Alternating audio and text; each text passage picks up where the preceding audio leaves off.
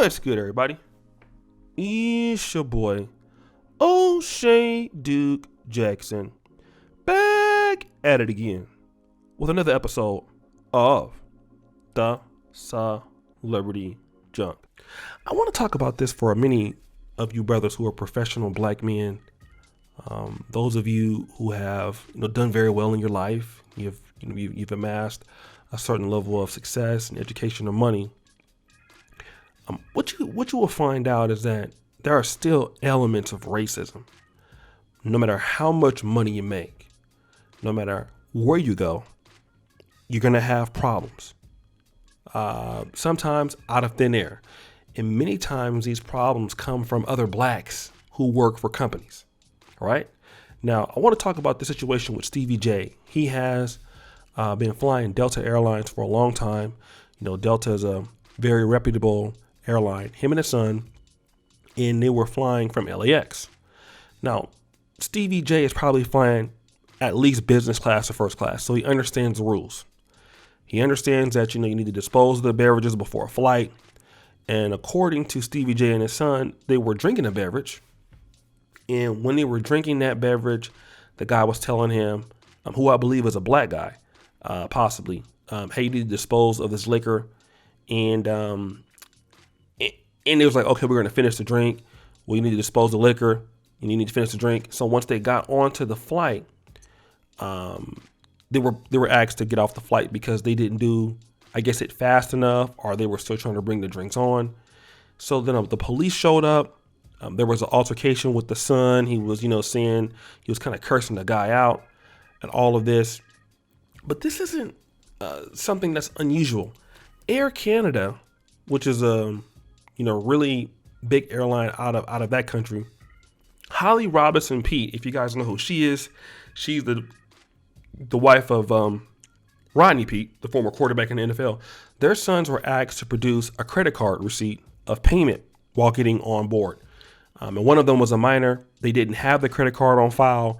It could have been that their parents paid for them, and they were asked to, and they were removed from the flight. And I believe that they were racially targeted. Stevie J says the same thing. If he was a white guy, this wouldn't have happened. And I believe the person that they were getting into it with was a black employee.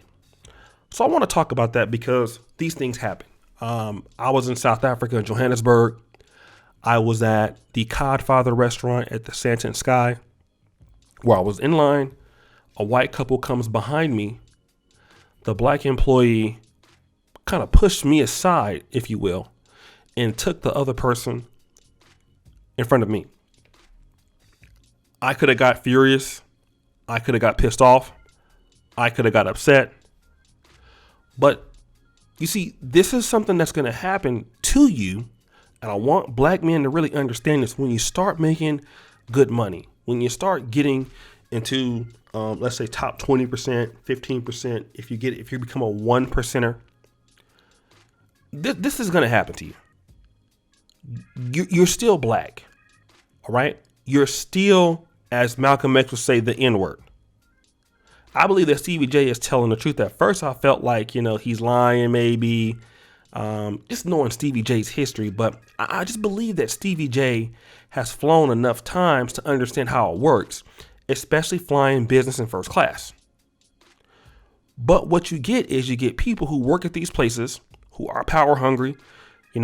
They're sometimes dumb. All right. And they want to try you and they want to, give you a hard time. Same thing happens, but, when you go into immigration, any of you brothers that have been to different countries know this. You get an American passport. You get these immigration guards here in the European Union. You get these immigration guards in Brazil, Dominican Republic, Africa. It just, now they have a authority, and so they can make your life miserable just because they can. All right. And they can always say, well, I'm just doing what the company asked me to do, and their job is protected because they're union workers or whatever. And I want to talk about this is because as a man that has something to lose, it's about how you handle these things. Okay. There have been certain situations where I remember one time it was Qatar Airlines, and I was coming back from Uganda to Poland, and then I had missed the flight. I was about maybe 5 minutes from check-in. So I had to pay another $700 and come back the next day. And then the guy asked me, that worked there was like, oh, well, why are you late? You should have been here earlier. It's an Indian guy. And for somebody that works at a company like Qatar, how do you talk to a customer like that? I cussed his ass out. I'm not going to lie, right? And then they come get the security guards and stuff like that. And the guy was real rude and he was real stupid. But at the end of the day, like, that was not a reason for me to carry on in that way. Because I could have easily got arrested. I could have easily got taken in jail. All of that could have happened and they could have really made my life a living hell. But, you know, when you're black and you figure like, listen, you know, I've reached this level of success. I got to come back and realize that I'm still black. And it doesn't matter that I'm in the top 15% or that I'm in the top 20% or that I'm a 5%er or a 1%er. That don't matter. Okay? Not everything is racially motivated. And you'll be honest, in America, the United States is used to dealing with enough rich black people that can fly first class, that can, you know, especially if you're in your cities like Los Angeles, New York, Atlanta, then, you know, they're going to have a lot of customer service. But you're going to get idiots that are going to be stupid. And sometimes these are your own people that are doing this. There are people sometimes in the black community, African American, could be Caribbean, could be, you know, African immigrant brother that's working there, having a bad day. And again, it's how you handle it. Stevie J and the son, they walked off the plane.